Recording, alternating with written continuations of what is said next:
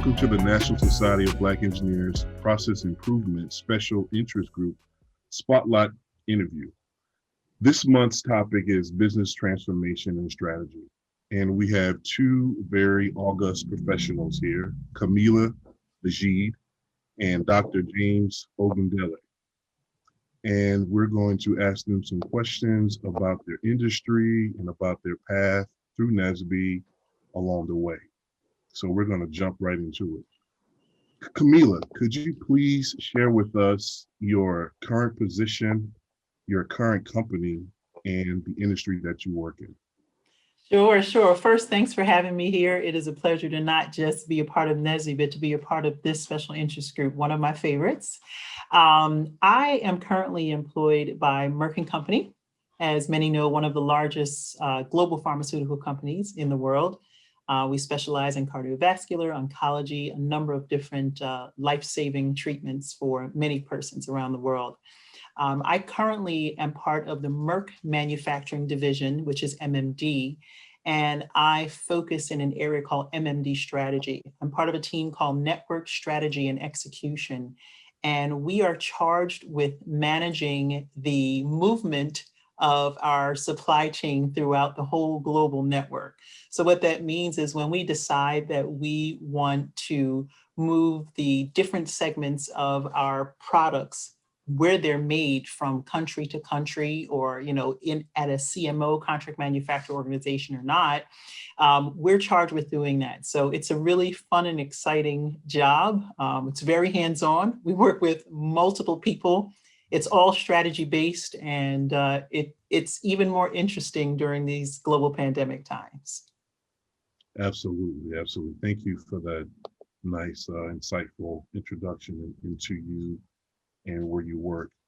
Dr. Ogundele, please, could you share with us your position, the current company that you're with, and the industry that you perform in? Yeah, thank you for giving me the opportunity to talk to you about our company, and also for the best job I love, which is engineering, and be able to talk to people about my career and also how this can help our up-and-coming generation in NSBE. I'm an international vice president for Corning Incorporated, based in Taiwan. I'm responsible for the manufacturing, technology, and engineering of the organization across the Asia-Pacific region. Many of you might know Corning. In fact, nearly most of the household know Corning because everybody must have Corel dishes and Pyrex and so household visionware that you can cook without by seeing the water boiling at the same time, seeing the transparency of a glass. We are a material conversion company. What people may not know, though, is our impact in high tech, whereby we convert raw material into products that touch everybody's life, especially during this pandemic. As we are talking right now, I can assure you that nearly 75% of all the glass on your mobile phone, on your TV, or your iPad are made by Corning. So as we just got locked down at home and working from home, you are basically using some of our products. The only reason why we're able to talk to each other right now is because of a high, wide bandwidth, right? For video, audio, and so on and so forth. We are the #1 manufacturer of optical fiber for telecommunication in the world. And we have operations around the world. As we are distributing vaccine and do testing in the lab, Corning is also responsible in our business called Corning Life Science. Basically, that means that the vaccine, the vial that you are using for the coronavirus testing right now by Merck, as well as by Pfizer, we are a major supplier of the vial for distribution.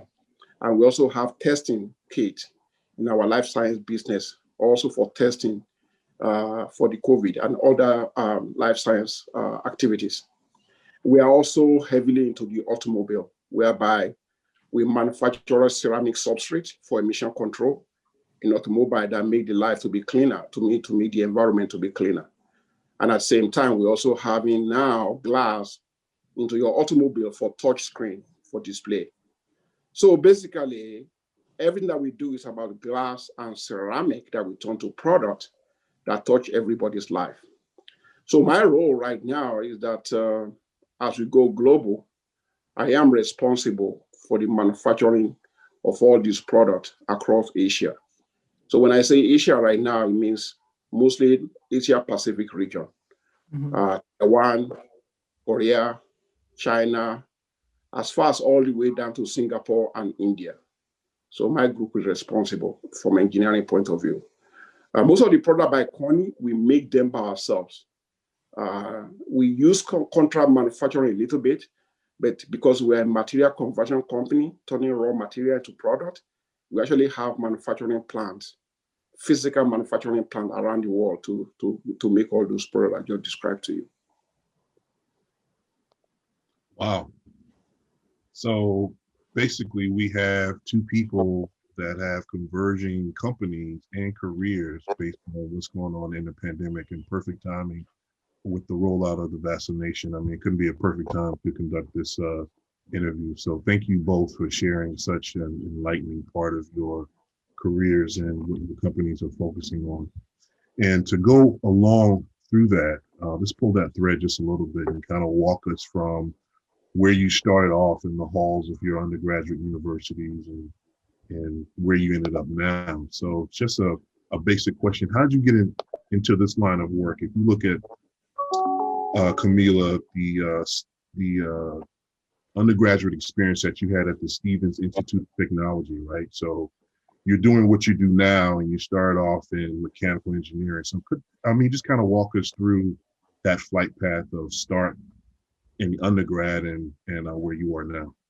Yeah, so the journey, I won't say how many years it was, but let's just say it's been a good journey thus far and one that's still going.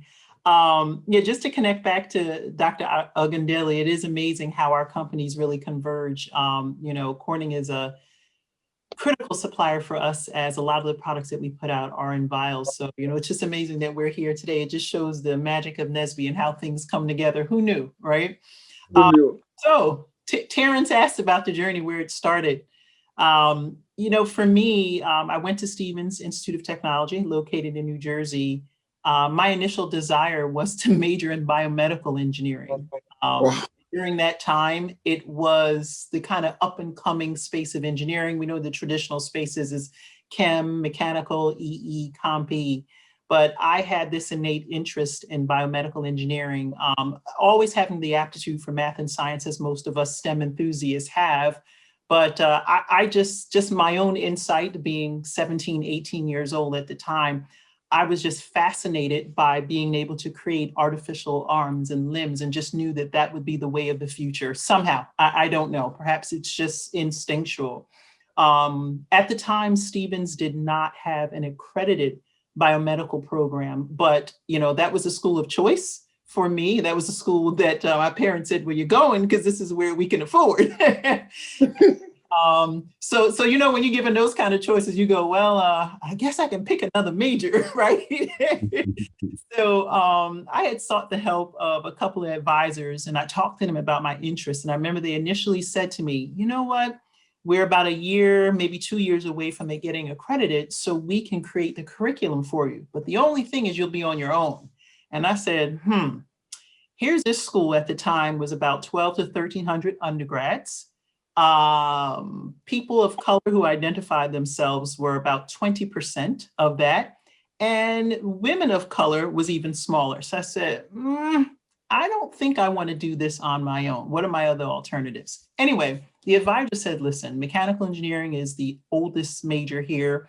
We think that you would still have options open, should you choose to major in here. And then as you get further down in your studies, you'd be able to specialize in machine systems, manufacturing, or energy systems, right? So I had options. So as we can see, I took that route, and that's where I started, in the halls of Stevens, and I endeavored into this path, and really was quite surprised my first and second year. Studying engineering was much different than what I thought. It was hard. I will say hard because I had to learn how to think in a different way. I think that I relied on my memory a lot up until to that point and just kind of being one of the smart ones. But I learned very quickly that I needed to get my act together and to learn how to establish some good study habits, some real study habits, and to learn the basic term of fundamentals and comprehension, okay?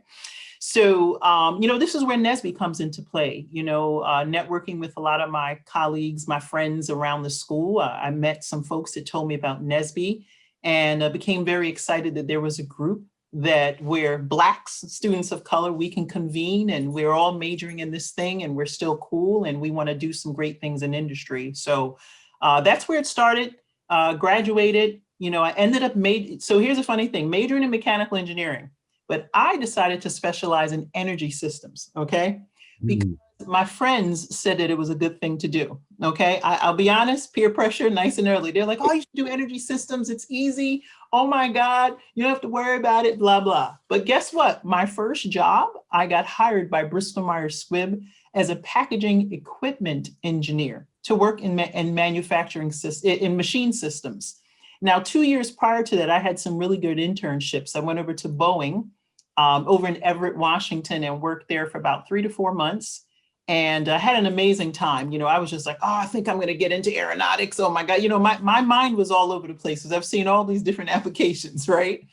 And, but still specializing in energy systems. And then my final internship was for a local energy company called GPU Energy up in northern New Jersey. And I just said, this is it. I love refrigeration cycles. I'm going to work at these power plants. I got this. But I'll be honest, gentlemen, you're going to have to indulge me with this. Me being a woman with a high amount of femininity, I just couldn't see myself walking around a power plant without being able to wear some jewelry and earrings, high heels. I'm going to be very honest with you. And I said, I don't think this is going to work for me. I don't care how good this looks. But anyway, I did get the job at Bristol Myers Squibb. My career started there. It was an amazing start at the time. Bristol Myers Squibb was, top 3 global pharma. Had a lot of great products that were out on the market. At the time, BMS still had a lot of CPG consumer products. They had Clairol. So I got to see a lot of different things. I got to work on Excedrin, which was fun. I'm sure we all remember that. I got to learn how to work on blister packaging equipment. I mean, all kinds of fun stuff I was doing, It was hard, but fun. And then I got an opportunity to take an assignment in Puerto Rico for a couple months. I got an assignment in Indiana.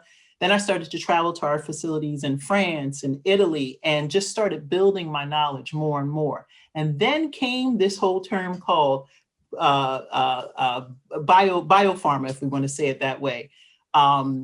We were working on a product called Orencia, which was the first to treat rheumatoid arthritis. I'm sure Dr. Ogundele, you will probably be very familiar with that. It was the first of its kind, the first biotech for the industry. And my team was charged with designing the finishing end equipment. So you can imagine after it comes out of the manufacturing process area, you've got this lyophilized product that's already in the vials that I'm sure Dr. O's company probably made. And I was part of a really fantastic team. I ended up spending about 2 years down in Puerto Rico and worked on this thing. It was start to finish. It was one of the most amazing experiences for me. Professionally, it was the most amazing thing for me. It laid the foundation for my career. It was important for me to be in a manufacturing facility, to work first, second, and third shift, to see it all happening. There's no way that someone can tell you about these experiences. You've got to be there. You got to be in it. You got to throw that Tyvek suit on every day. You got to see the line go down. You got to see the maintenance engineers run behind the electric board and repair what's happening. You need to see how important it is to take time studies. You need to know how important it is to get production out. You need to know how important it is to meet those goals of the plant facility. I mean, all of that. You need to see what happens in warehousing. You need to know how to move product throughout the facility, the entire 9. So when I tell you, like, start to finish, I was able to see all of that and do it on a beautiful island. Can't say that I went to the beach a lot because during first shift, I was in the plant, right? I'm going to speed it up a bit because I actually navigated more so after that. I spent about 7 or 8 years at Bristol Myers Squibb. And just when I say I had this nice backpack and I just filled my skills. So, I just filled my backpack with just experiences. I got challenged in a lot of different areas. I was still one of the only Blacks there and the only young Black female engineer, which is something that I kind of got used to after a while. And then I started picking up packaging more. I was doing equipment, but I picked up the science of packaging and learning the fundamentals of packaging, which pushed me more into the material side, which is where Dr. O and I could probably talk all day, every day. I became fascinated with not only how we designed the equipment for the manufacturing process, but actually how do you actually design the componentry that the equipment had to pick up and place and put down the conveyance systems.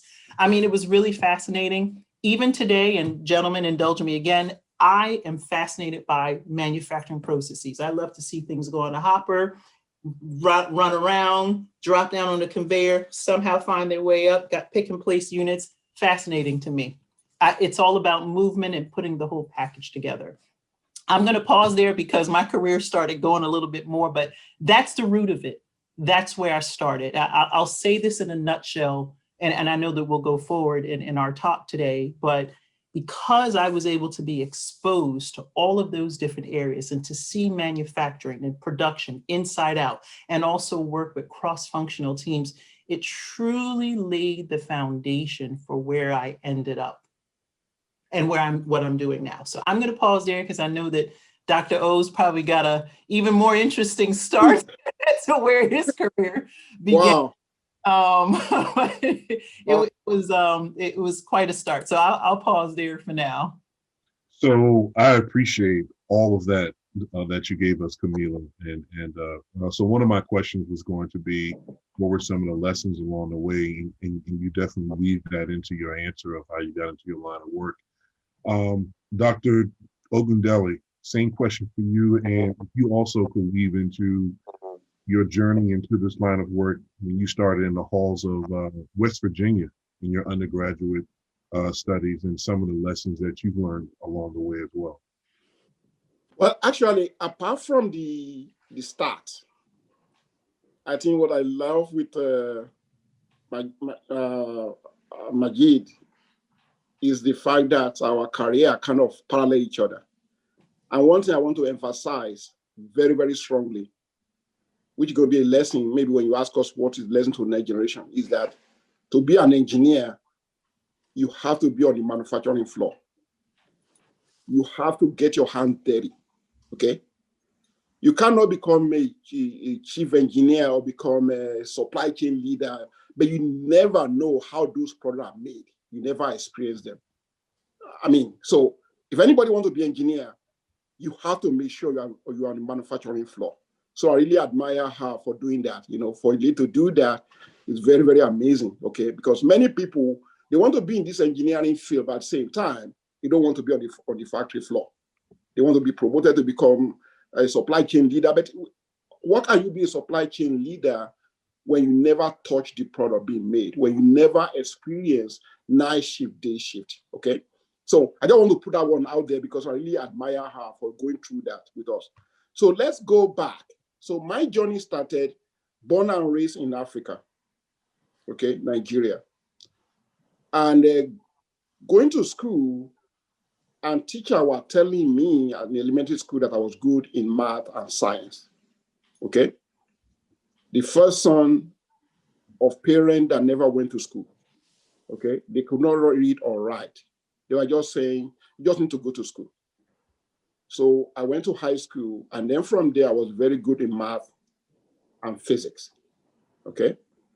So I actually hate chemistry by that time because of the fact that it's most of formula. So when she was talking about memorizing, I couldn't do the chemistry because I have to memorize. But physics and mathematics are the thing that I can, you can just go to the fundamental and crunch them out. So that laid the foundation for me to become an engineer. Now, upon finishing high school in Nigeria, my parents were very, very poor. I couldn't get admission. I got good grade coming out of school. We have a year exam, But if you are not children of people that have people in high places and so on and so forth, it might be difficult for you to get entrance. And by the way, if they give you admission, there's no money to go to school. So I joined a trade school, okay? Whereby in that trade school, they actually pay me some money and at the same time learning. So it was a 3-year program.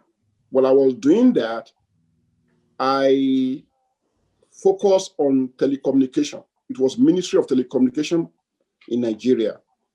So I was trying to do radio transmission and all those kind of things. So that focused me into electrical engineering and telecommunication. While I was in school, I studied hard by working with correspondents from London, City and Guild of London. And then I got my diploma, which is equivalent to like in Nigeria, they call it Higher National Diploma, okay? Not a BS degree, but very close. And then later on,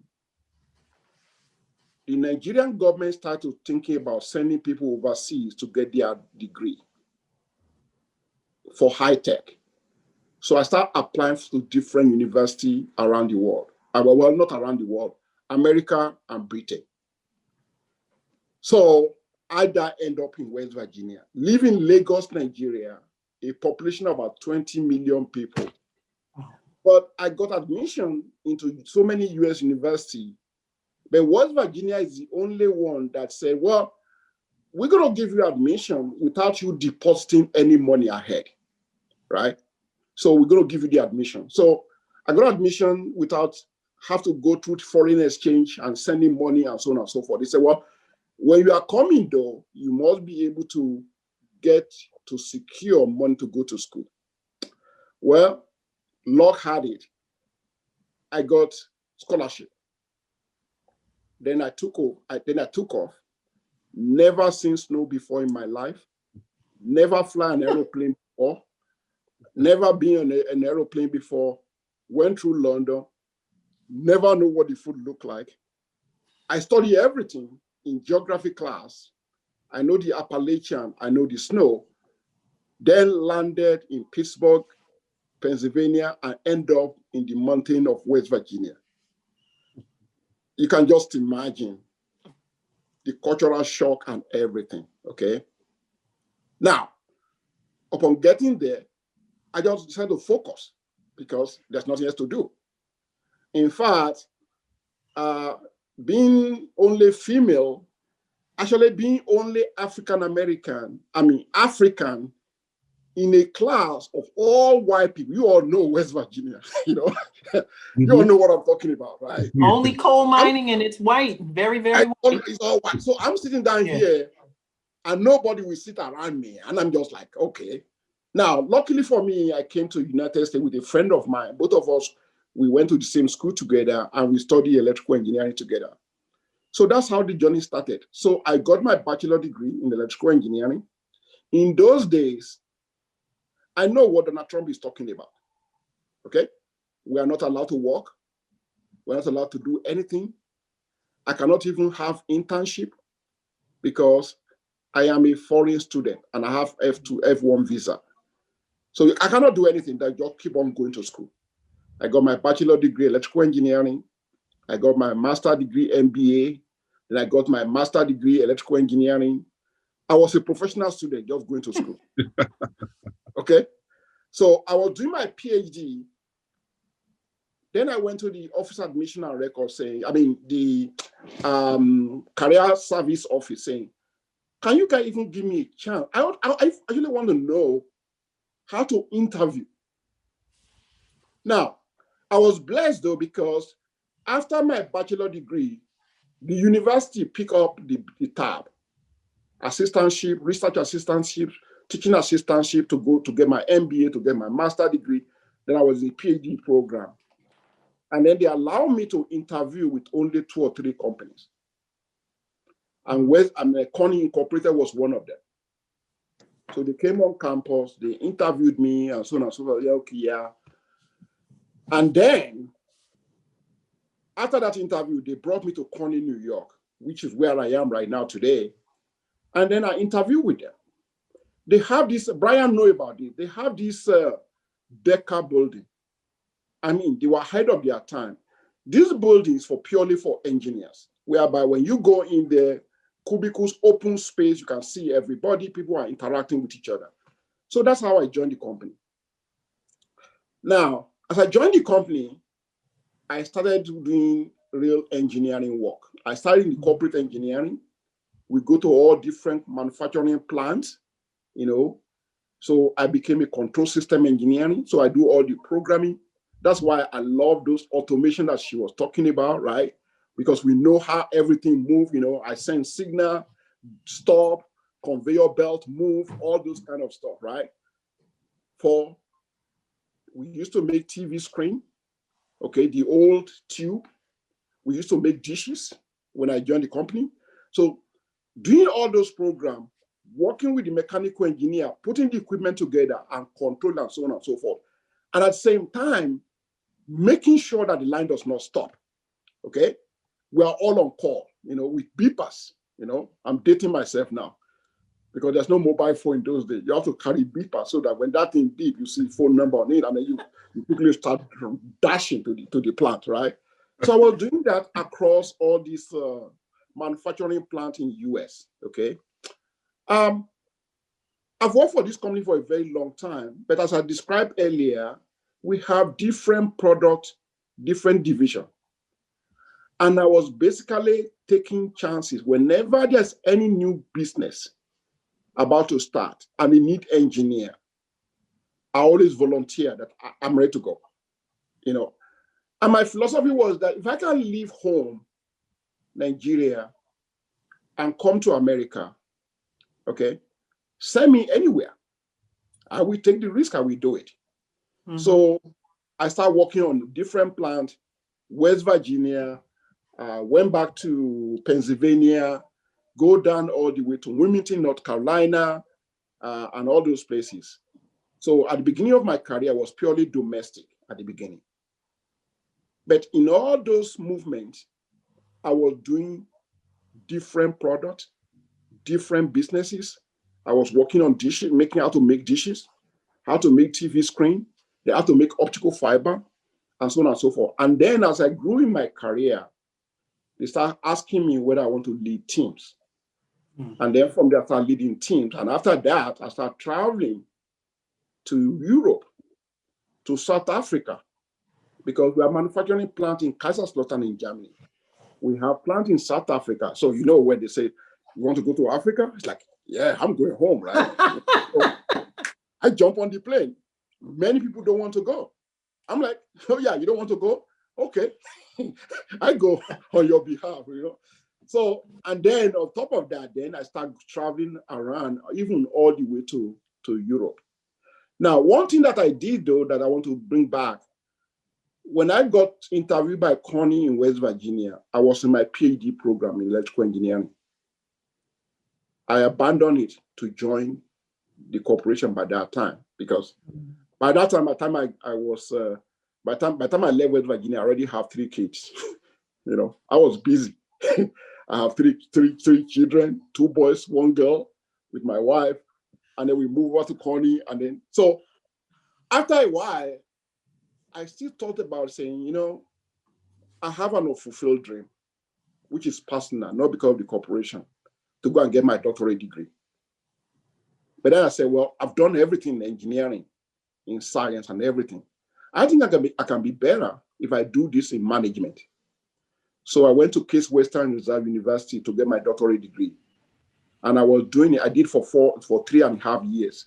I have to commute between Connie, New York and Cleveland, Ohio. Wow. So I studied management of technology and globalization. In fact, the year I graduated, that's the time when they sent me to go to establish Connie Engineering Organization in Asia. And telling me, say, when I go there, I should not take any American with me. I should establish and develop local talent in Taiwan, in China, in Japan, because we've been trying to travel all the time to Asia to do everything. people are getting burned out, and we recognize that we are becoming a global company. And the only way to do this now is to establish so that we can have counterpart on the ground in Asia as well. So that is kind of my career in a nutshell. So basically I've been with the same company for 32 years. Wow. But I feel I've worked for 5 or 6 different companies because each of those businesses are different. When we do the automobile for environmental control, we make ceramic substrate for emission control. When we are doing telecommunications, right, we are making optical fiber. We make that in Wilmington, North Carolina. We make it in China. We also make it in Germany. So we basically position ourselves where our customers are, and that makes us to be actually everywhere. As we are making the vial right now, we are making in New Jersey, we are making in Big Flat, we are making in North Carolina. It's for Merck, it's for Pfizer, for all those guys. Meanwhile, we are putting another one in China because the Chinese government also, all their companies also need the same product. The same thing with the environmental for the automobile, right? You have in Europe for Mercedes-Benz, for BMW, you have in US for Ford, and for GM, and then you have in Asia for Toyota and all those companies. So the company just basically positioned itself around the globe to supply to our customers, very close to the supply chain, which I know you will understand very well, right? So you want to be close to the customer. So that's my career in a nutshell. But what I love about the whole thing, though, is that what is common between you and I is the fact that we have to touch it, right? You have to be on the fact. You have to be on. Can you imagine being on a call that the line's about to get down and it's because of you? It's like, okay, what do you do? And you know what, Dr. O, that I was reveling as you were describing the different roles that you had and where you started, because to me, that's what you work for, right? When you've studied engineering and you think about all the coursework that you took, your thermodynamics, your different levels, your transfer, your materials courses, your all those things. That's what that prepared you for, to know how to react and how to respond and to be there on the floor. And I almost feel like, and I know we have some years in between our careers, but what you did and what I did is exactly what I think every engineer needs to do. Because in order for me, in the role that I sit in now, to be able to speak to how we transfer technologies, and I'm talking multi-million-dollar technologies from our internal network to our external network, you have to understand how it's made here at home. What are the different parts that the cross-functional teams own? What are the risks associated with it, right? What are the, sort of inhibitors to success in terms of the manufacturing overall process, right? And then also there's the business side of it. What does that mean in terms of our value chain side, right? Yes. Are we making the company money? Are we able to differentiate between our different supply chain networks? And then the other part of it is that, are we creating operational efficiencies inside of our own supply chain network, right? And what I say by that is sometimes we decide to change a mode in our supply chain network because of the need for duality, right? Or the need to de-risk, or the need to sort of create some more play for us to realize more revenue. But then when we look on the business operating, the actual side of it in terms of creating the product, what does that do in terms of the resources? So, but in order for me to be able to think in that stream, I need to know how the product is made. I need to know what happens on the floor. You understand what I'm saying? So I'll say this to you without, because of course a lot of what we do is confidential, but I've got a particular project that I'm working on. And finally I'm going to knock on wood because I'm a little superstitious. We're finally getting through what we think is the toughest part of the project.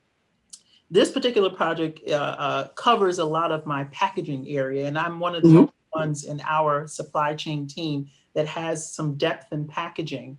And what I said to them is that I remember this, and I gave them a thing. I said, back in 2004, I had experience and we had a project, and this is what we did, and this is how we mitigated it. Let's use it as a model. And everyone's like, What, you did this? Yeah. I don't have that much here, but and I remember telling them what we did on the floor itself, how we mitigated the issue. And it was something that I thought back then was very small, but to see all these years later, I'm able to take that and use that example and scale it up to this larger situation, tells me the time on the floor was well spent. Yes. It was well spent. And I really just connect to what you said earlier is about, we do have a lot of young minds who were like, I want to be an engineer, and they hear that big title. But to be able to truly function as an engineer, being on the floor and seeing the day-to-day activity, and to be able to problem solve, to see a problem, go through the iterations of the different solutions and solve it, happens right there on the floor. There is no replacement to that whatsoever. And to be able to, as you say, move throughout the network, go to different sites, and to be able to see how it happens, because no plant is the same at all.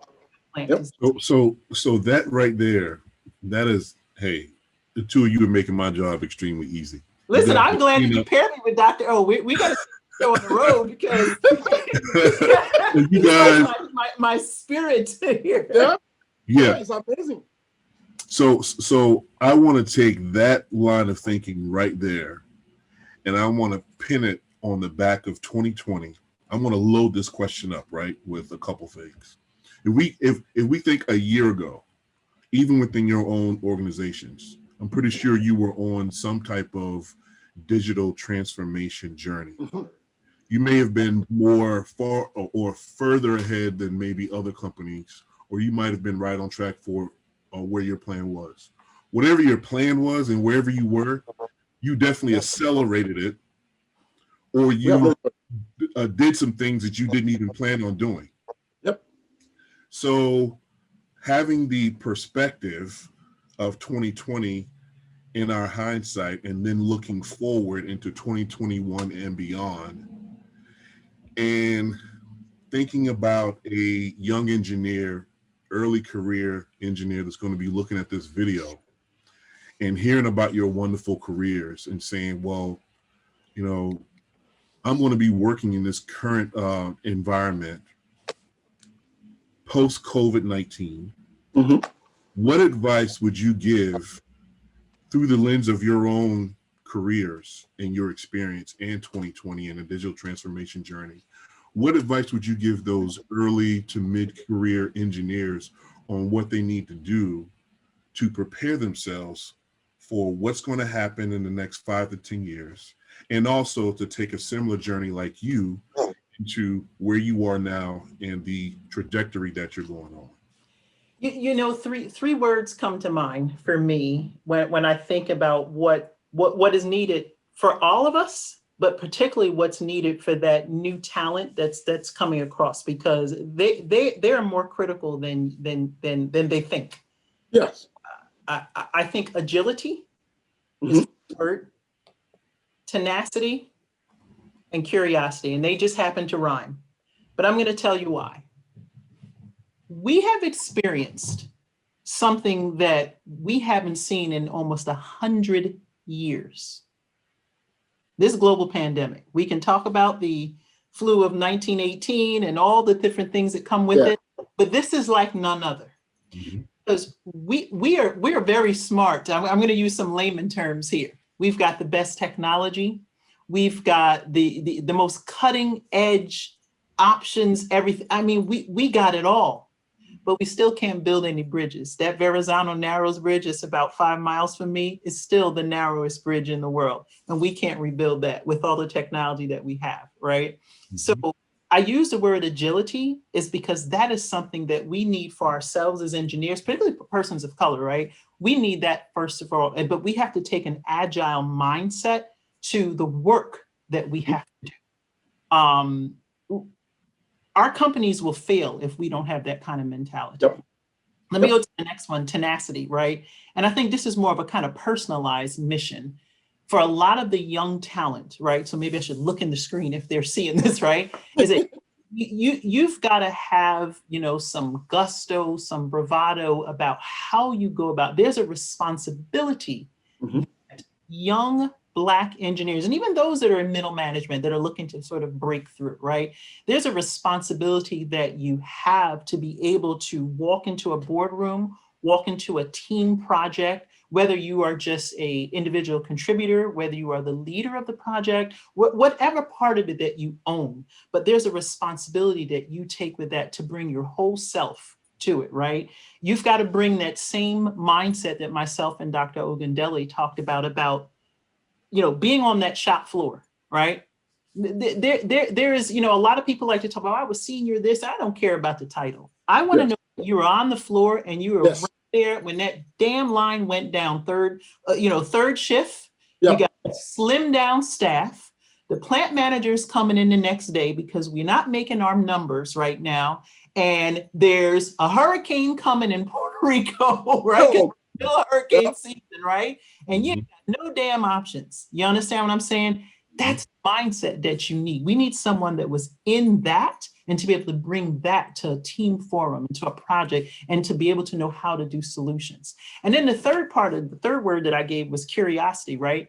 I think as a person with a STEM background, as an engineering background, is that you must always remain curious about how to improve and how to do it better, because there's always another solution, right? Yep. I think that now I'm talking to those who are in middle management, right?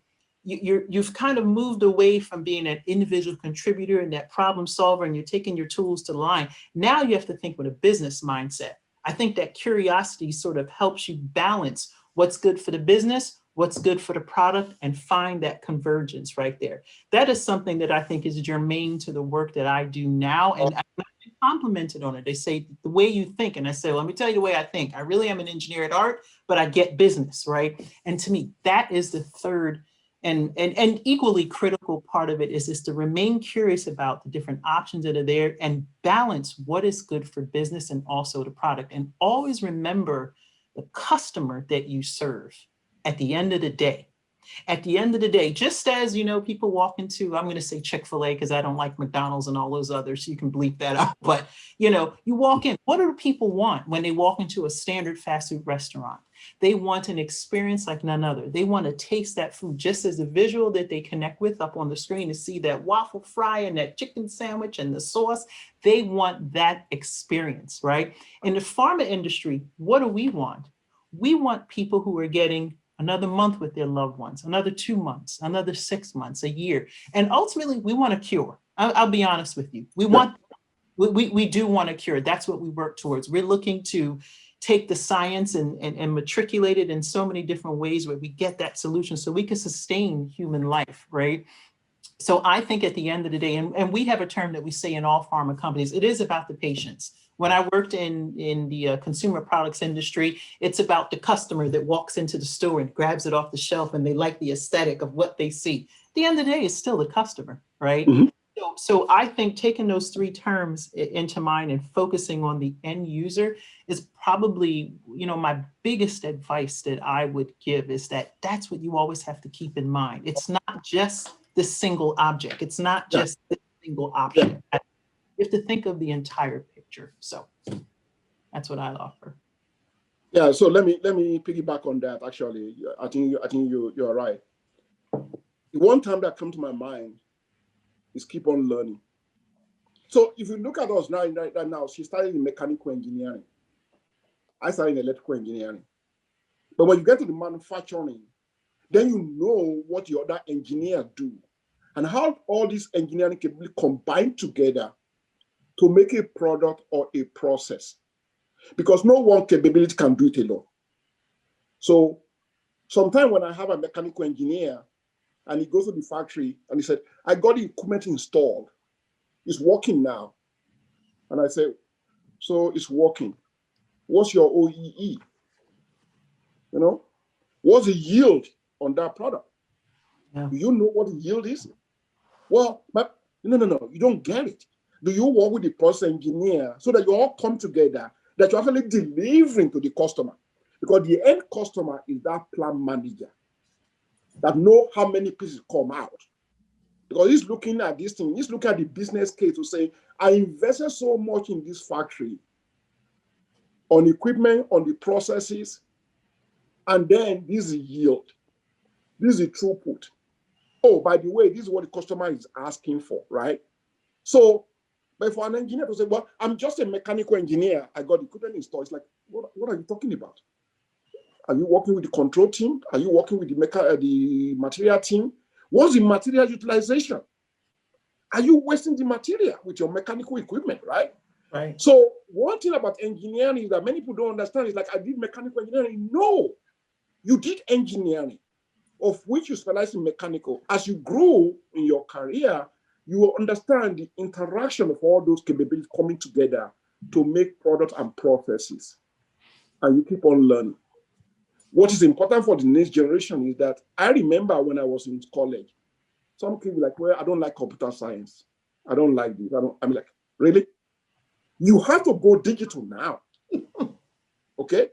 You have no choice. Modeling and simulation are now our laboratory environment because the company wants us to deliver faster than before. They don't have time to do all these old days of setting up a lab first and demonstrate it first. Man, go in, model it, simulate it, show the result to people, and then debate about it before you even build a single piece of equipment. It's about digital. Artificial intelligence is in their life. And they don't have to program in Fortran anymore. Therefore, they have no excuse. So no engineer should be coming out of college right now without going digital. And as you said, you asked the question saying, how does this change our life? Oh my God. Look at what we are doing today. Okay? Look at what we are doing today. What we are doing today required like a TV moderator to do this in about 3 years ago. Mm-hmm. We set it up right now. You know, we are debugging, setting up machine, FAT in a long distance visual now, whereby people can just do things. So we have to keep on learning. And I agree with you what you said about agility. I also combine with the flexibility, you know, because some of the assignment given to you will be like, oh my God, why is this? Go in and do it. Do it. Make lemonade out of lemon. I remember when they asked me to go to Asia several years ago, go on this engineering group. Many people are like, there's no way I can do that, you know. And for me, for us Black people, I actually have this in my mind, so I need to talk about. We need to go global. Okay? Because your experience when you go to France, when you went to Puerto Rico, when I went to Germany, when I went to China, when I went to everywhere, it's like, you know something? That's what it takes now. It's a global village now. And so you have to be flexible, you have to be adaptable. She was talking about saying, well, I like to wear my high heel, but guess what? You adapt yourself to wear the high heel. I know you're gonna put on hard hat when you're in that factory, when they're building the factory, That's right? To work over there, you know. So we have to be adaptable, we have to be flexible, and then we have to be curious. That's why I tie that to keep on learning. Keep on learning. The day you stop learning as an engineer, you are just done. You are dead. Because technology is changing. The rate of changing is so rapid that to stay abreast of what's going on, you have to keep on learning, right? So and our young people, they are smart, but I can see them sometimes to be very, very lazy. You know, we give background about how we major and so on and so forth. It sounds painful, but actually, I think those are the foundation that build our character. Because we know we work hard to get to where we are. Many of the young generation right now, you know, they get out of school, I want to go to this college. Oh, bam, you get this SAT, you can just go right now. You know, you can apply for scholarship, you can apply for that. Maybe your dad has some money in your pocket, and then you can give you deposit. When we were growing up, there was nothing like that, right? So hard work as perseverance still hold up to today. No matter what you do it to the best of your capability. Okay? The other thing I want to discuss is that work smart. There are difference between working hard and working smart, right? Working smart is to be able to, it's okay to learn from your colleagues. It's okay to ask questions. Don't just boil that in yourself and behave like you can solve this problem by yourself. Yeah. Because when you work together as a team, then you'll be able to collaborate and ask questions and so on and so forth, right? And lastly, for us, African American, we're a minority here. Well, one of the things that pains me right now when I look back at my career is that there's a whole continent of Africa where you are a majority. How many of us are taking assignment to go there? That's right. Correct. How many? Well, guess what? Your European and the white American, they want to go there. They want to go and work there. But then many of our brothers and sisters will like, well, I heard this about Africa and Caribbean, so I don't feel like, man, take the assignment there and go and look at it. Even understanding the culture, it doesn't even matter where you go. One thing I learned for being in Asia is how they are willing to go back home and build up their own something. Because, China, there's nothing we can do to stop China when it comes to economic prowess, when it comes to technology know-how, right? Because they believe they can do it. It's kind of confidence, because they've already come here, they already know what we can do, and they bring it back home. So for us in NSBE, for us in the African Americans to say, you know something? No, there's no reason for us to be just eating the crumb off the table here. Anywhere, right? If you are curious, if you are adaptable, if you are agile, and you want to do the best you can, But most importantly, is what you learn. It's also about, what we're talking about today is not only about the profession, about making money. It's also the richness of your life professionally, people you come across, what you learn, right? All these kind of things are the thing that we should be looking at right now. And this young talent, they got it. They can connect. We used to write letter a long time ago before you can connect to your friend or to your mom. You can pick up the phone. You can look at video right now. We never met before. We are talking like we knew each other a long time, right? So there are a lot of opportunity. And engineering, if you are curious, you combine that with working together as a team, you can, the sky is the limit for the young generation. Yeah, Dr. Ogundele, and I'm sorry, Terrence, because him and I are flowing. Every time he speaks, I get inspired. There were two things that you touched on that I think is so important.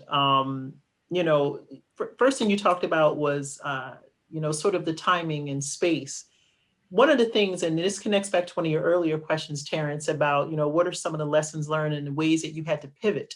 I spent my first part of my career, my first 7 to 8 years at Bristol Myers Squibb. And as I relayed to you, had some wonderful experiences, and I got to travel so many different places. And to what you said, Dr. Ogundele, is learning how to work on teams. I worked with people in Indiana, some folks on the packaging line, some standard packaging operators who had never worked with Black people before. Mm-hmm. Work with a Black woman, okay? They never even had Chinese food before, and you guys are gonna get a kick out of this. When we were doing some factory acceptance testing of equipment, if we call them FATs, mm-hmm. we had to travel over to Chicago. And you're working with the equipment provider, and every night, you call a night and you go to have dinner. And every night we wanted to do something different. Now these folks, all they wanted to have was steak and potatoes every night. But I said, I'm a Caribbean woman. I need some rice. I need some chicken. I need something, right? So I said the closest thing to that was to have some Asian food. So I'll never forget, we were like, okay, we're going to do some hibachi. And they're like, hibachi, with a Midwestern accent. I never heard any hibachi. What's that? So one colleague said, well, it's kind of like Chinese. Kid you not, this was the response. Well, I never had any Chinese food before. I was like, what? You know, so that was culture shock for me because in my neighborhood where I grew up, you got Chinese places all over. Exactly. Your chicken and fried, all kinds of stuff. But again, culture shock, right? But here's the thing, those folks with that different perspective and different walk of life, me coming from the Jersey side and working in Puerto Rico and all over, we had a job to do for the company. We had to work together with all of our cultural nuances, right? Sit down and eat, get the hell back up at 6 a.m. the next morning and get that factory acceptance test done on that equipment and get it shipped over to Puerto Rico. You understand what I'm saying? So I wanted to key back to that because those fundamentals is how you develop and become a real functioning professional engineer.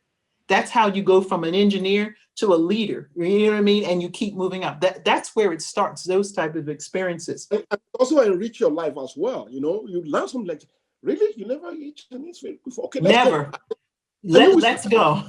Open, right? Exactly. And it opened their perspective. And you know, I would say, hey, you know, whatever they took from it and they grew from it, great. But we accomplished the goal at hand. You know, it showed that you can take people from different walks of life, get together and to accomplish an objective. And to me, that was at the end of the day, that's what it was for. I walked away with my experience and again, filled my backpack with more skills and experience that I could travel to the next stop and do what I have to do. One more thing I wanted to share with you is that after I had filled my bag, I was feeling like things were pretty slow for me in the pharmaceutical environment. I have to tell you, at that time, you know, early 2000s, at that point, it was like 5 to 7 years for a product to be developed, go through clinical, and then get approval by the FDA eventually, right?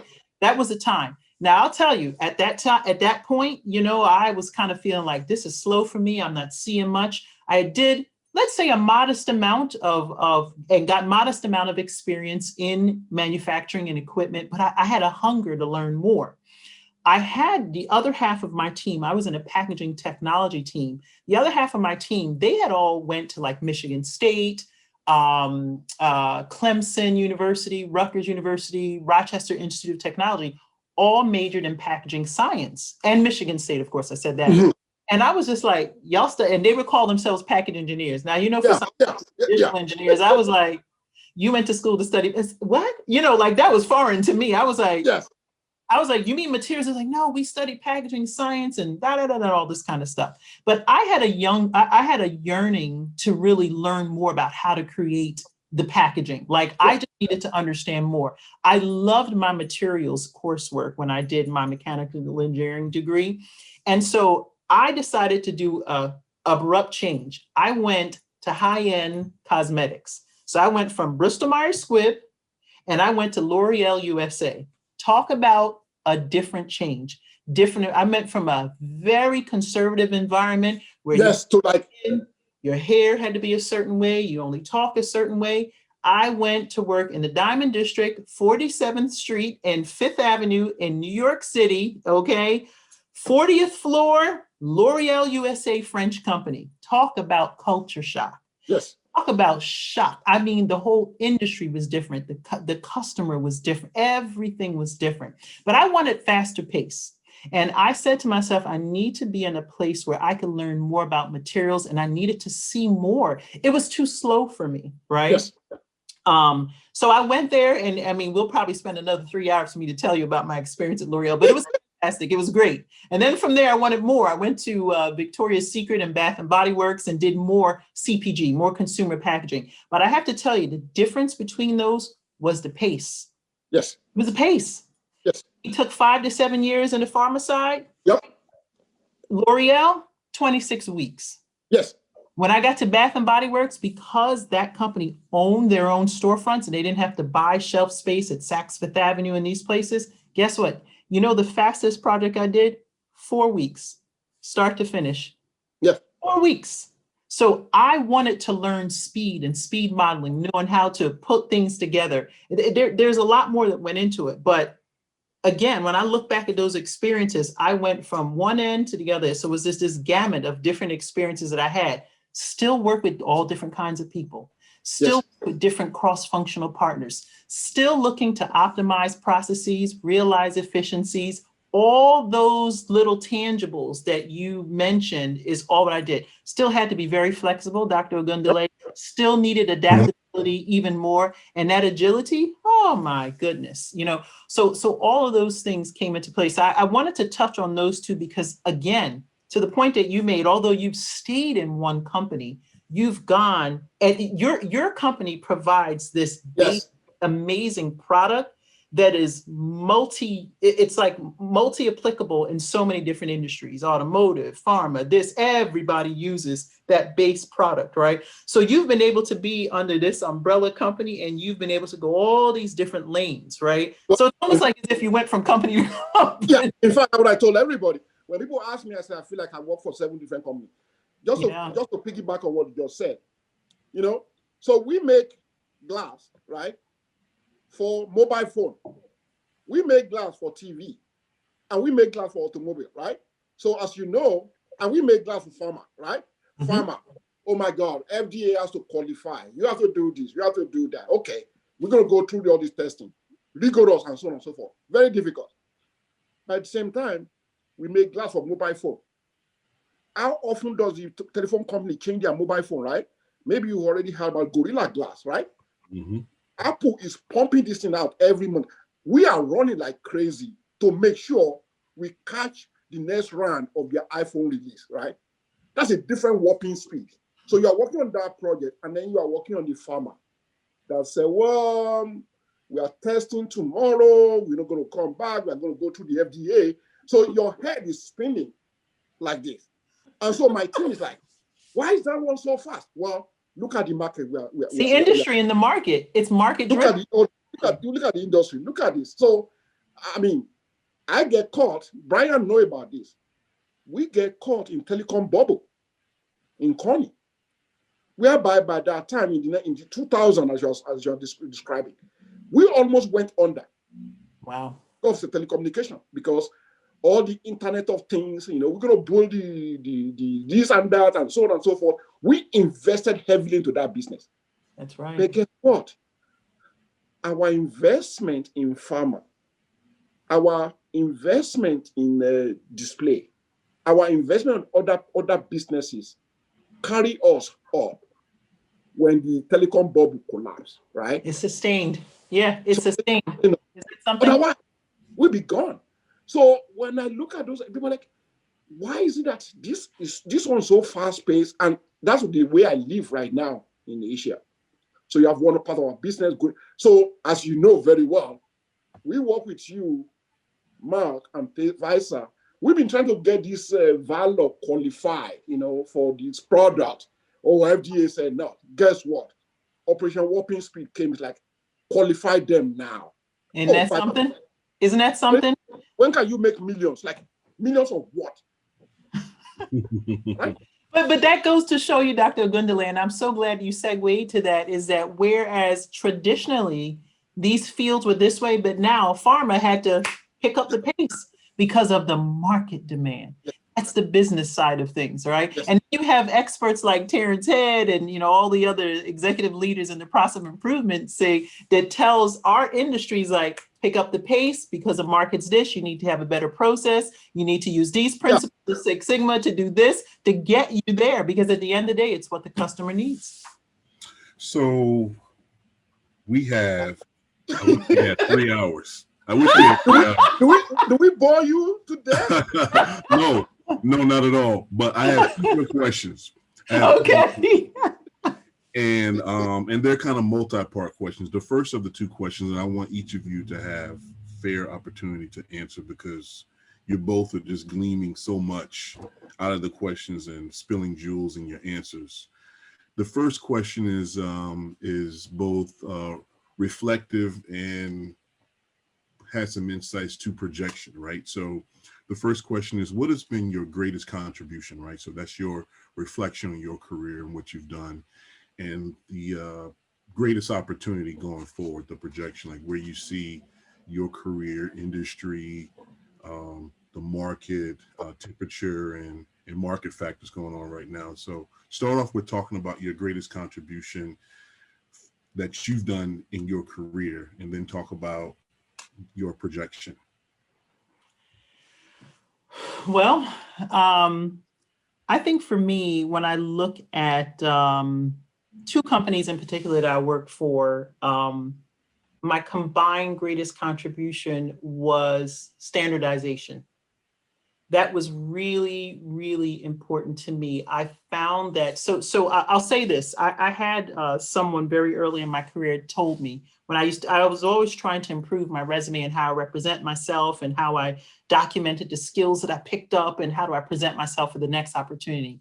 And what he said to me, he said, what's going to always carry you through in your career is your ability to walk into any organization and to be able to impose process improvements. And I know that's a little bit of a play on your special interest group, but that's exactly what it's about. He said, can you walk into an organization and you can actually impose change, right? To help them improve how they operate, because it's always about getting better. And he says, so if you look at my resume, and he pulled his resume out, and I was shocked because this was an executive leader. He said, I need to show you this. He said, in every experience that I've had, this is how I improved the process and it yielded this revenue. This is how I improved the process and it yielded this type of resources. This is how I improved the process and this is what it did for the culture. I mean, and it blew my mind at the time because I said, wow. And I became fascinated by that. So for me, I kind of started chipping away at that sort of philosophy that he gave me. And I said, every time I walk into a new organization, I want to be able to sort of create some sort of standardized process that helps us get better. So this came from my two experiences in consumer products at CPG. And I knew, again, kind of leaning on the whole principle of speed to market and getting it out to the customer first and making sure that we could make certain, seasons, whether it's spring or holiday or fall or whatever the case may be. We needed to standardize our standard battery of component options. We needed to have our timeline standardized with our main suppliers, and not just domestic, but also our suppliers out of Asia, which lots of packaging comes out of Asia.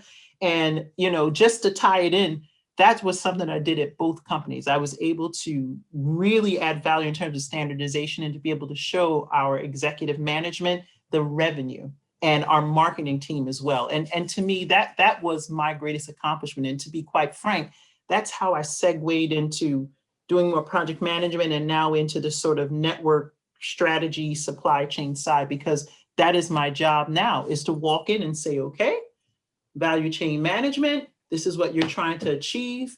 I need to execute, the strategy for us against that strategy. How do we do it? And pull together 15, 16 people, take 3 to 5 years. Well, it's supposed to be about 5 years, but so far, knock on wood, I've been knocking them out in about 2.5 years. I hope somebody's noticing it, Merck. But that's really been it. So for me, and I realize a strength about myself is that, and just sort of in reflection, is that the way I function is to be able to walk into an environment and to just basically improve it, make it run that much better. That's really what it is. It's how do we get that product out faster, right? Smart, to Dr. Ogundele's point earlier, in the most smart fashion. And how do you optimize the people, the team, and to be able to get them to be adaptable and adjust to this new process so that we get that product out the door and in the hands of the person or persons that needs it. So that's just sort of reflection. That's sort of the thing that I'm most proud of. And then the second part of your question, Terrence. Opportunity. Oh, you're back on mute. Sorry. The greatest opportunity that you see going forward. Yeah, so I think the opportunity that I see is that, gosh, I mean, that really is a loaded part, and I'm gonna keep it a little short. So the greatest opportunity is that right, man, again, we could be here for about 3 or 4 hours on that one. But I would say the greatest opportunity is that we have to take our collective technologies, right? And we have to sort of really remain steadfast on what is it we're trying to accomplish. And if I can kind of speak of this in terms of this global pandemic and, the vaccines that are coming out from, what is it, Moderna and Pfizer right now, we've got to solve about 4 different issues all in one: healthcare disparities, distribution channels, need-based costs. I mean, our greatest opportunity is to be able to, we need to pare it down and to be able to focus on, what's most critical for life. I'm just going to keep it simple. It's a bit of a loaded question, but we've got to figure out what our true focus is that's going to get us ahead. What is it we really want to accomplish in the next 5 years, or 10 years? Yeah. So let me pause there. All right. Dr. Ogundele. This is a very good question. When I reflect back on my career, what I notice is that I've been blessed to be given the opportunity to turn lemon to lemonade. Basically, being called upon to take assignment that nobody did before and just say, go figure it out. And the fact that I always volunteer for this, okay? So, and mostly it's about establishing an engineering team, an organization to go after specific problem, right? So I was talking to you about the telecom bubble, whereby we were Connie got into this business of making optical amplifiers to make sure that we can extend the life of the length of the network in telecommunications. So people are saying, well, we have different people doing this, but none of them can do it because we are purely material conversion, but this is telecommunication. Well, I was like, okay, I work in fiber business, I did electrical, so it's about transmission. So I can do this. So went in there, established the organization to be able to build the system to do optical communication, right? Then, as I was describing to you, one of my major accomplishments that I think I look back now that actually is going to be like a legacy for the company is the fact that all engineering for Connie always come from US. And we're basically going overseas to do all this work and so on and so forth. But we don't normally give them the engineering capability. We send people, boatload of people, So, well, that's not economically viable, sustainable for long term. And the fact that most of your customer, your supply chain and everybody's over there. And then for me to be tapped on the shoulder saying, well, James, we know how you connect Germany, US, and these people together. Can you go to Asia and establish an engineering organization that is capable of being able to handle things? Because yes, we are going to continue to collaborate and do technology transfer, but some technology as well actually have to come from Asia as well. And by the way, you don't have the luxury of taking your bodies from America with you. So you guys can do this together because everybody can do expatriate assignment when you have your colleague from US, that you can deal with. But go and build the organization from zero and build to where it is right now. So when we look at our corporate engineering group that used to be maybe about 800 people, well, the group in Asia now is 25% of that, which I built from scratch. And all of them are purely locally hired engineers across the region, right? So, which means I have to adapt myself, I have to be flexible. And then at the same time, teaching them about technology coming from headquarters and how do we sometime actually develop something and then transfer back to the US, right? Based on our capability.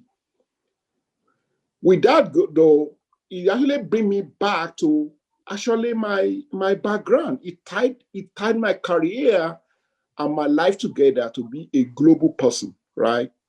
Born and raised in Africa, in Nigeria, migrate to America, and then live in Asia. And at the same time, having this cultural understanding and able to match them together, right? Not pointing my nose into this is bad, this is this, like, oh, that is different, but it's okay. That is, I'll tell people, when you take expatriate assignment, when you do international work, You take yourself into the other culture. You don't take your culture with you. You know, it's one of those things whereby you go somewhere, you see some of the expatriates, they say, well, the state doesn't look like the way it is in New York. Okay, you are not in New York. Okay, we don't have pizza here. Okay, we're gonna go and eat Chinese food, right? You embed yourself with that culture versus the other way around. Some people don't understand that. They say, well, I have the experience in Germany, but I'm eating steak every day. Well, that's not what they eat over there. Okay, did you taste what they do, right? Do you learn their language? Do you try your best? I mean, it's also the respect and the value that come with that. To respect those culture, understand them where they come from, versus turning your nose at them. So those are my highest accomplishments, you know, that I feel good about, that I really proud of. And it's about learning, about understanding, and all those. You can't do all those kind of things without having teamwork and collaboration with the global diversity in your mind, right? To do that.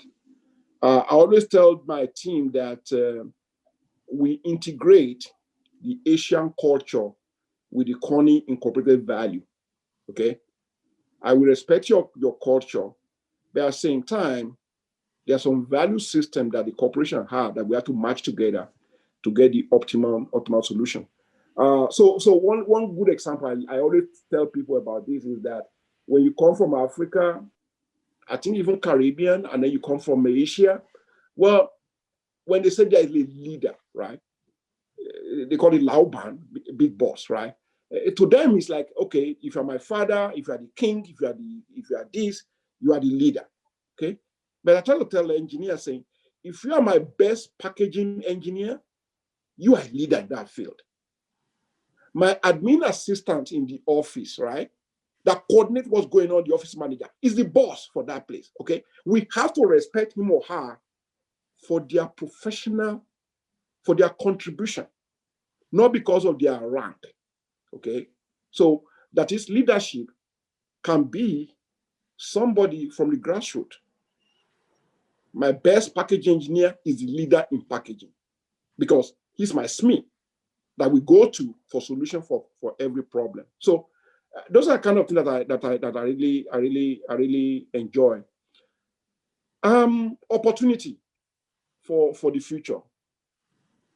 I think for the corporation like Corning, I think I'm really proud of the fact that they are recognizing that they are becoming global corporation. And I would like that to continue such a way that wherever we have operation, wherever the company operates, that is home. And those people should be treated the same way as we treat them in the headquarters.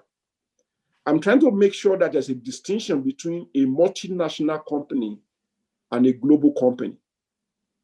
For me, a multinational company is the one that just establish operation and blah, blah, and sell stuff, and then just take all the profit home and don't take care of the people where they operate. A global company is saying, everywhere I operate is my home. I take care of that. And I wish that is extended.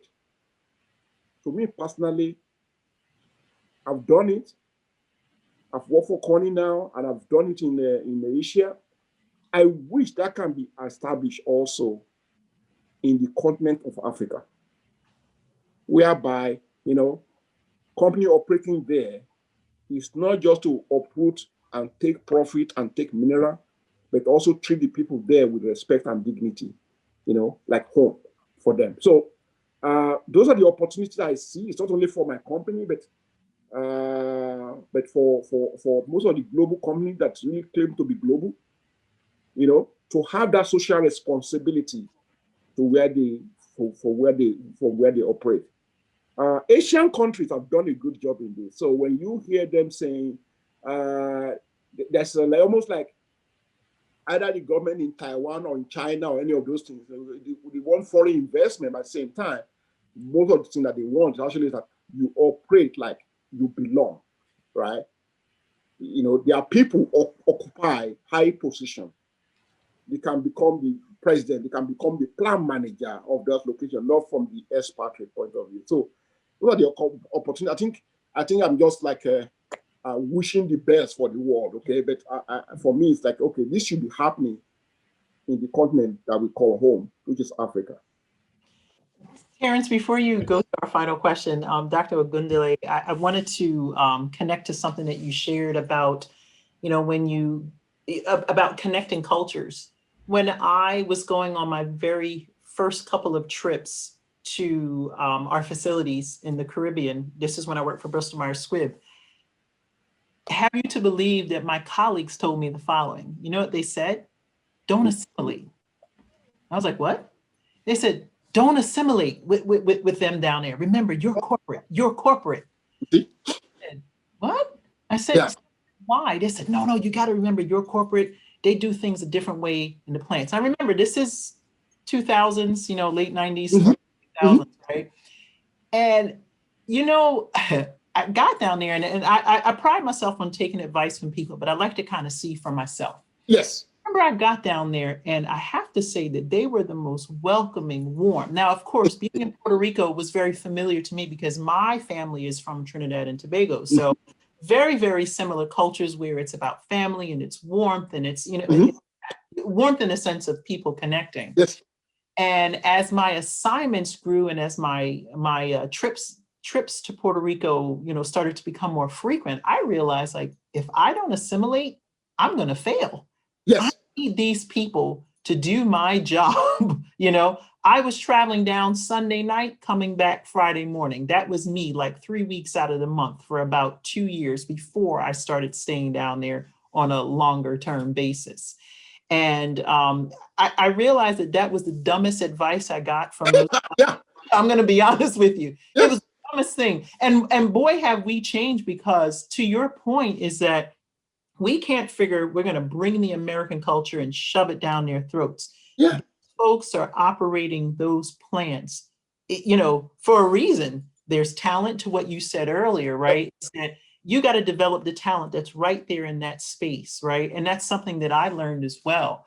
When I started staying down there on a more permanent basis, as we, we're really endeavoring on that Arencia project, I needed the people on the island. I needed to learn everything that was going on in that facility for me to fulfill my world headquarters corporate job. Exactly. So, I say it in that way. It was the dumbest advice from those colleagues. They ended up retiring, going. They were just of a different, time period, right? They were just antiquated. It was time for them to, kind of move on out.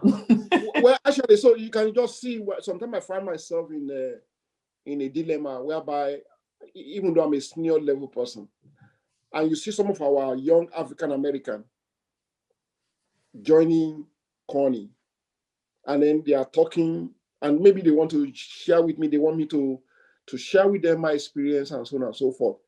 And some of them actually have, some African American, which shocked me, actually have that dumb idea because somebody told them that in China, you might get killed. So do you want to go? Oh, I don't want to go. How do you do? I'm looking at them like, you dumb idiot. You want to say, don't believe the hype, take the chance. I can easily get killed in the city in New York City than being killed in China. In China, exactly. Okay. So why don't you trust but verify? Why don't you go there and see by yourself? And see how genuine people are all over the rest of the world.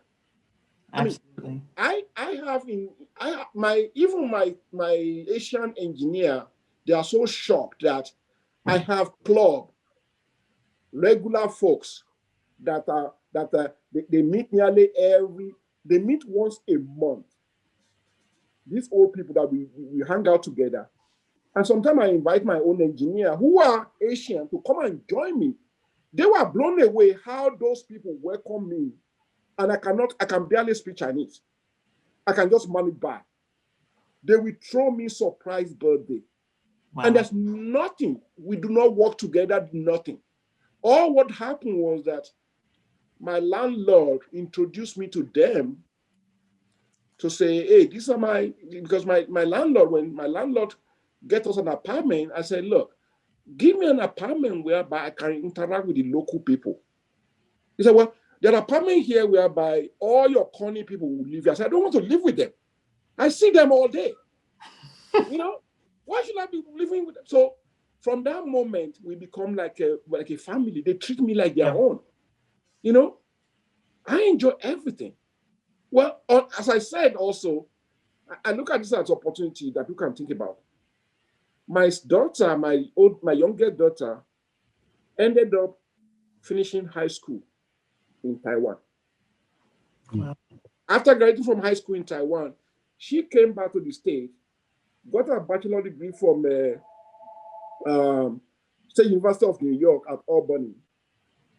Then she decided to choose Chinese language, okay, as a language elective. Guess who is the teacher from Taiwan? Like, then the lady encouraged my daughter to double major, get double degree, political science, right, and Chinese. My daughter can write and speak in Chinese. At the same time, she went back to China for foreign exchange program. Okay. Well, guess what? Chengdu in China, I have a manufacturing plant there. Okay. I did not arrange it. And then from there, I met with them. I took the plant manager, of course, the manufacturing manager, the engineering manager of the plant, to meet with all these young kids who are doing the foreign exchange program at Sichuan University. And then after that, she went to Syracuse University to get her master's degree. She's in Washington, D.C. right now. Wow. She know Asia Pacific something. That's what she does with them. I don't know where she works. Sometimes she works for State Department and all those kind of things. So not only some of these things, not only enrich yourself personally, but also enrich your career, but also enrich you personally, right? So it's amazing how it's professional career, but also can affect your personal life as well. It can be enriching if you really do it with passion, determination, do the best you can, and then the opportunity and the benefit is more, and then take yourself to the culture.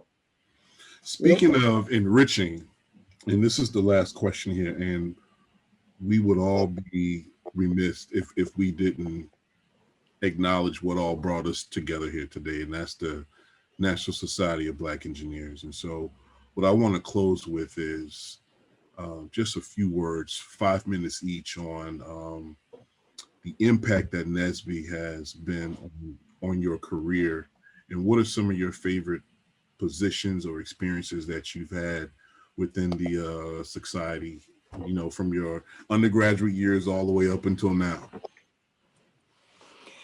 Okay, I guess I'll start, Dr. O. You're right, NSBE is the glue that has brought us all here. And NSBE, to be quite frank, is and what was and still is my springboard for my career.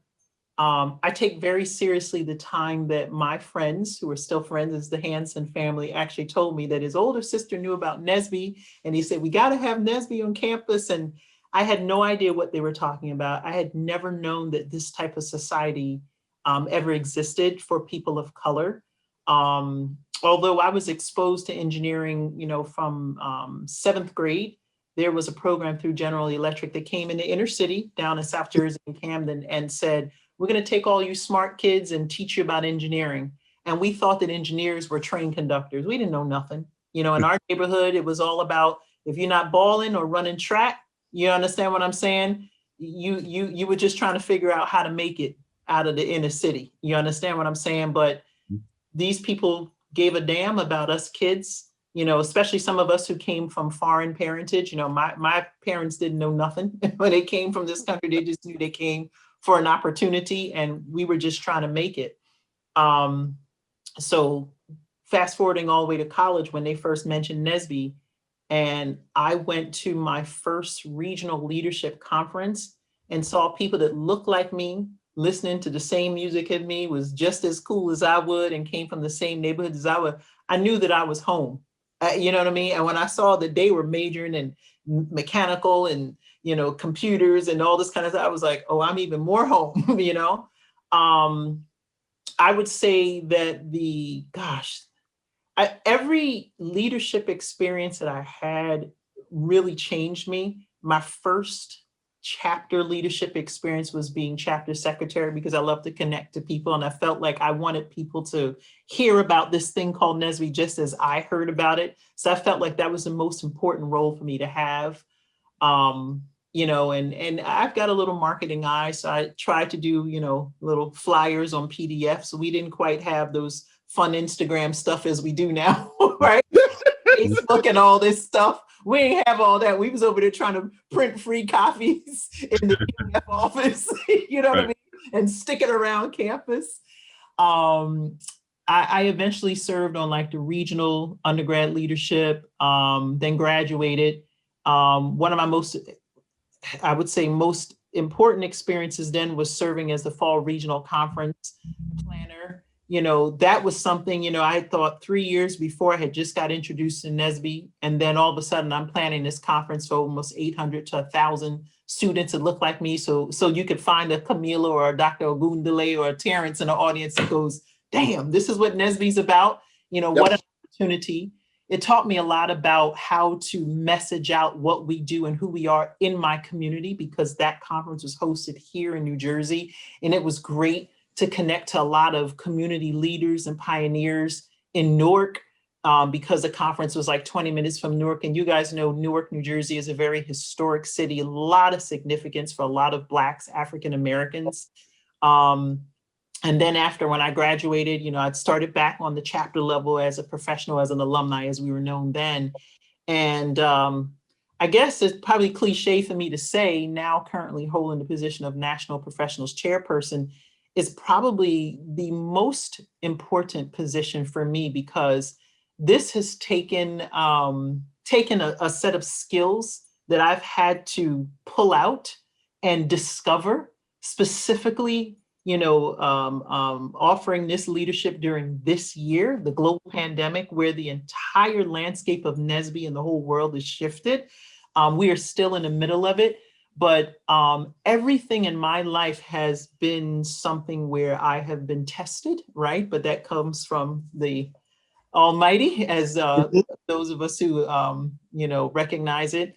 But NSBE has been that strong thread. It's been that nylon thread in my career.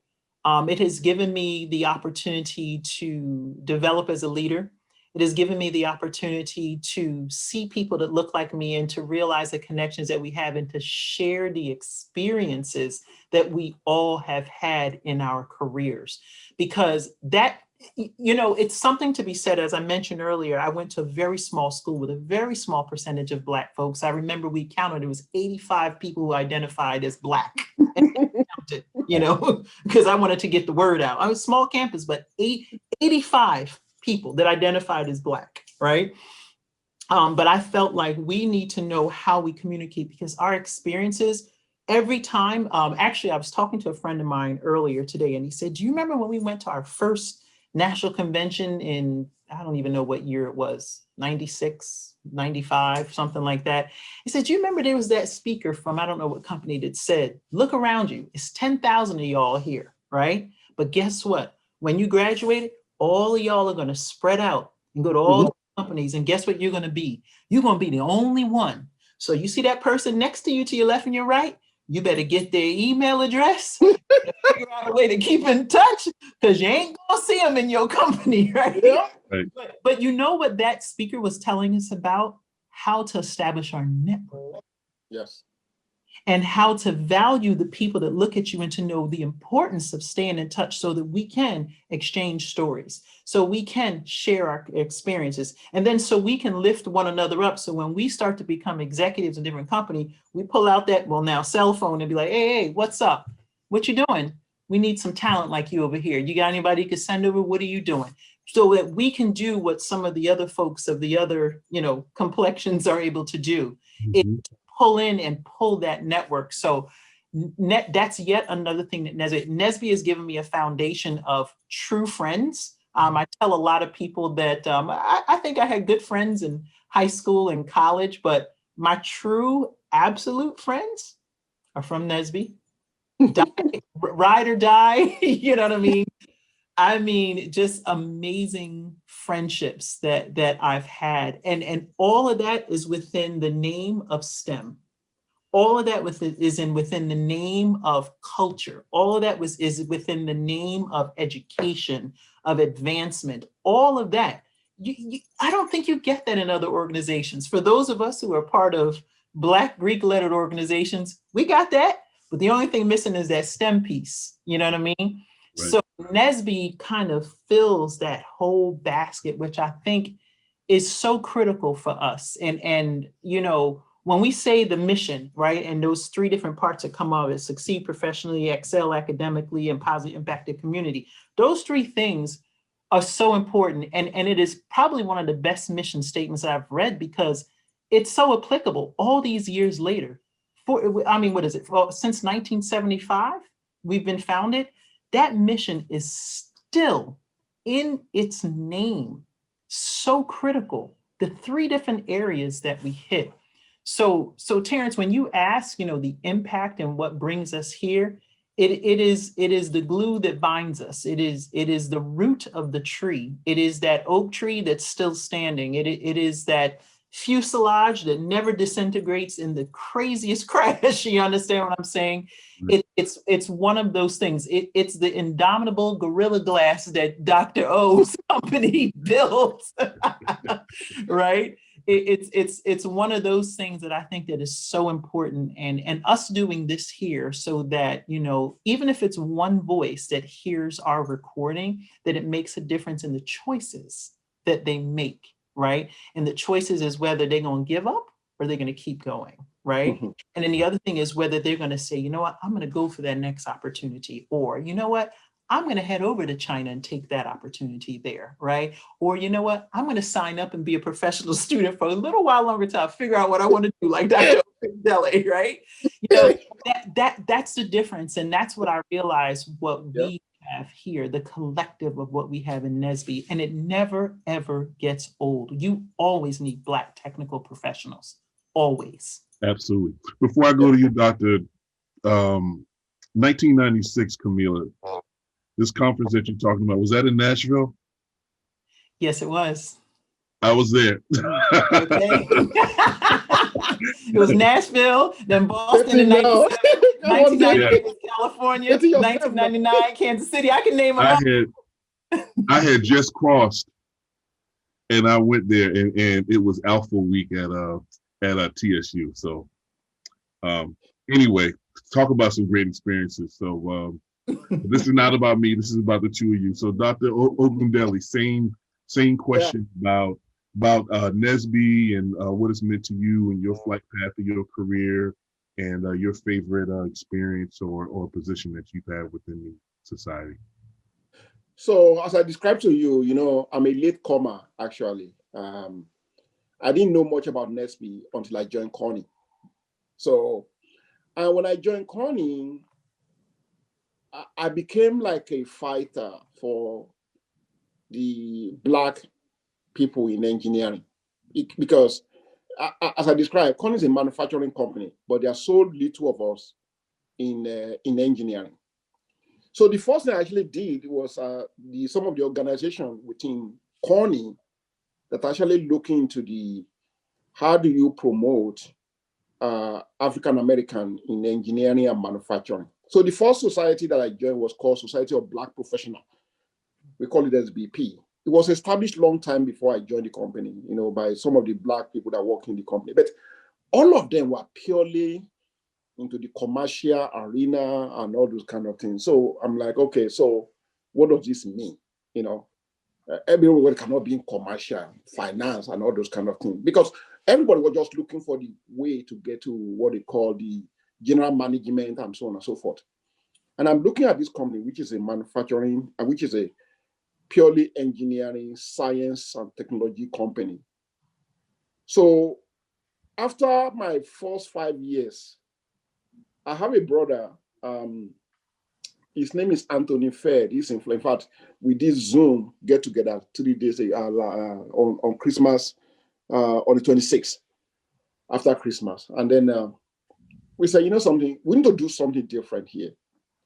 So we form a group, which is a subset of SBP called MECA, Manufacturing Engineering Career Collaborative Alliance. Very long word, you know. Now, this brother is a rebel. He put that word MECA in there to say, I'm like, okay, this is going to be like, are you guys Muslim? Are you guys this and so on and so forth? But nevertheless, we took it on. Then he left the company. So I spearheaded the MECA. That's basically to promote the career of African Americans in manufacturing and engineering across the corporation. So every young people coming in, you know, I'm part of it. I'm developing. I will take the name of our engineers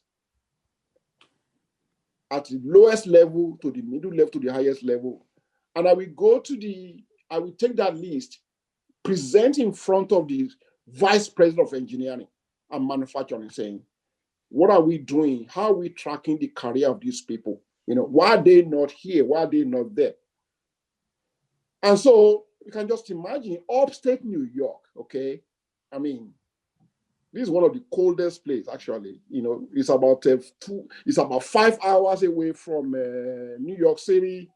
It's about 3 hours to Niagara, to Buffalo. There's nothing nearby. So how do you attract African American to come here and have a career, right? Let me give you an example. When I joined this company, right, there's no single black radio station. There's no place to cut your hair in Corny, New York. There's no barber that can do, you know, my wife from Nigeria, right? Where do you braid your hair? So sometimes we have to drive all the way to like our Washington, D.C., our neighbor, nearby, 5 hours, 4 hours to do all those kind of things. So, but we persevere, then it's okay, you know, if I'm here for so long, then there has to be a way to continue to grow the African talent within this community. There's a lot of opportunity for them, right? So then as I become managers, then I start having a little bit of more influence. Like, okay, if you say I don't have enough people in high level, then we have to fill the pipeline. How do I fill the pipeline? Then as we start hiring some young people, right, joining Corny and so on and so forth. In fact, people like Brian joined Corny by that time. And then it's like, okay, you know something? We're going to sponsor NSBE. We're going to sponsor going to NSBE. So then I became a leader of the staff of the engineering. So it's like, okay, this event, we must go every year, and Corny must be a corporate sponsor. So you need to go to the conference. We need to participate. And by the way, no, we cannot just be sending only white people to go. Because if people want to interview with us, want to see us and so on and so forth, and everybody standing up there, are only all these white people, they take the resume and they cannot sign on it saying, okay, this one need to be hired by this person. It's a waste of money. So don't just do calm them down, just go there to show your face and so on and so forth. So then I make sure that myself and many of the African American managers and so on have to go to the NSBE, you know. And then when we go there, when we line up, where we put our display on site and we describe to the engineer, then the young people able to talk to people like me on the stand. And at the same time, if I see a resume that is good, I'm marking it up saying, okay, this one go to this Mr. So and so in North Carolina because you guys have a position there you need to hire. So for me, I just been a silent sponsor, always pushing some of these things because of the fact that I want to have representation, because people look at me and say, well, you are one of our up and coming leader, then how do you fill the pipeline? You know, how do you generate? How do you increase the leadership? So from there, I became a part of the corporate sponsor, contribute, and then at the same time, making sure that my corporation, when they are doing for the nearly every year, except this year, okay, whereby nobody can go. Even when I went all the way to Taiwan to work, they always like me to know the calendar when there's going to be NSBE recruiting, NSBE conference, whereby I can go. So as I'm winding down, I'm looking at this kind of thing now. I've seen the benefit. We hire many people that came through, through NSBE into the Corning Incorporated. What I like to do in going to the future is to actually become like maybe alumni continue to support this organization, because as you all know, if you just want to do this alone in your own company, right, it's very difficult. There are so few of us. But by having this organization that can spread the news, I can sponsor events for African American professionals in engineering to come together. And actually, as I was preparing this today for this meeting, I'm looking saying we should even try to expand NSBE internationally. I don't know what to call it, whether International Society of Engineer or Black Engineers or something. Yeah. Look at how we can populate and can get more talent from Africa, from Caribbean, and so on and so forth, right? Look at how many young people also in all those countries that are people of color, Black people, not even people of color, Black people that came from my background, that can be a very, very, very, very good engineer. Let's attract them. Yeah.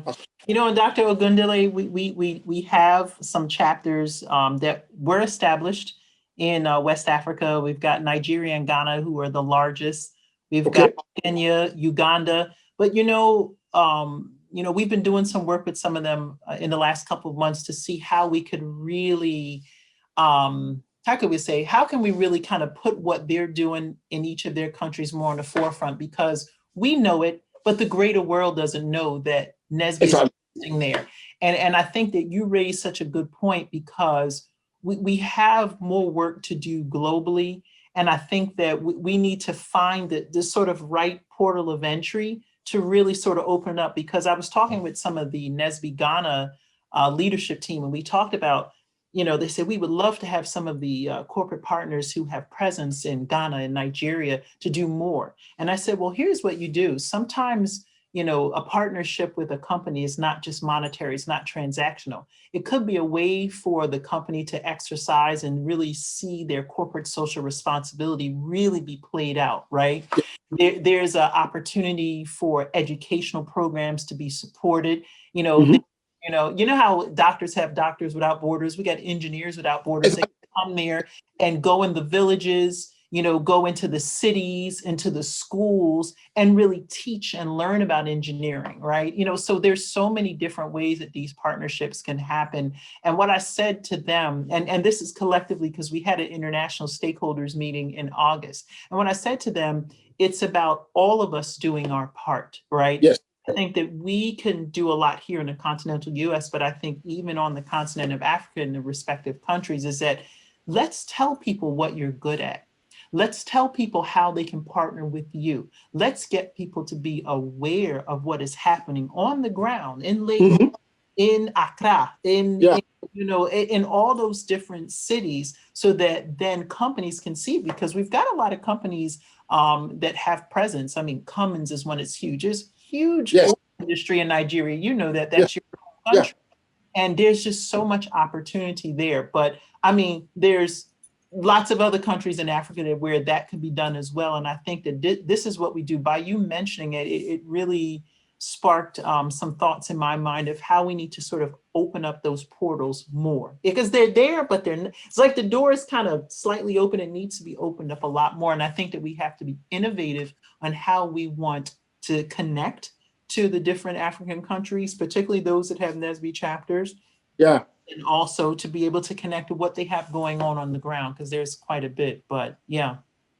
As you said, actually now, you just don't know me now. So in the past, we would say, well, we need to fly there before we do something, right? We need to go on the ground. Well, we can do conference like this.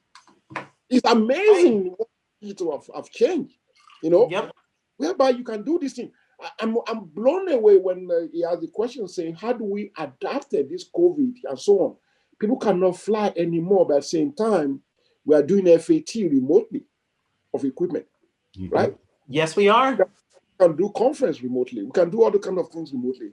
So when there's a challenge like this, also create opportunities. So honestly, that's something that for me personally, I want to really be connected back, big time. Good. Because we need our people, we need our faces in the room. Luckily, I have 4 children. Only one of them is an engineer. The rest of them said no. Well, that's okay. At least you got one. Some families don't get any. So he's in California. So so because there's a lot of opportunity. I always joke with my kids when they were growing up. I said, you can do sport, you can do all these kind of things, but I can name how many players we're going to have in NBA, right? 12 team multiplied by 23, figure the rest out. But there are millions and millions and millions of engineers, right? Right. So there's a lot of opportunity. And this is a profession whereby when you are in it, with the way things are going with high tech, you can't get anything done without engineers. This is a good career for our people to be able to live to the highest potential that they're capable of. So that's something that I will really, really, really like to be part of. So because the collective power, the collective action, absolutely, yield big dividends. So I'm really glad that we are able to come together to do this. So great job by the NSBE for what we've been doing. I have so many engineers now that are from NSBE, which personally I hire. And you can just imagine whereby people say, oh, that technology, there are not many Black people in there. Like, really? No, go to NSBE. Prove them wrong. Absolutely. That's right. Wow, so many jewels dropped at the feet of the listeners as they listen to this. Myself as the moderator, I just want to share just some nuggets that I just gleaned, just a few in this conversation. So talk about the importance of exposure and 2 kind of career paths, one in CPG, consumer packaged goods, and exposure in manufacturing that actually led to global assignments, right? And so a CPG in different industries, but just having that exposure and not being afraid to kind of step outside of your own comfort zones. The need to be a part of cross-functional teams and to understand how that makes up a better product and a better portfolio of experiences as you go through your career. Getting hands-on experience and getting your hands dirty and not being afraid to do that at various stages in your career. Be intimate with the product and have good product experiences from soup to nuts, right? From the beginning all the way to the end. And really embrace cultural experiences and cultural differences. It'll make you a better professional. Volunteer for challenging opportunities, and what may seem like a lemon can turn out to be different kinds of lemonade, strawberry lemonade, raspberry lemonade. Understanding the importance of the supply chain network and making it better, right? And this is a really good one too. Agility, tenacity, and curiosity in your career. So that just makes you just a better person. And there's no real time in your career where that stops being the case to apply those 3. And just going global with your career. Volunteer for global opportunities is kind of a reoccurring theme that I heard throughout the interview today. And again, just being able to be a person to have continuous learning as a theme for your career, to always be open to learn something new and to keep your toolkit sharp. Work smart and work within your network and take advantage of other people that you have within your network to learn from them and to create a better work experience and a better work product.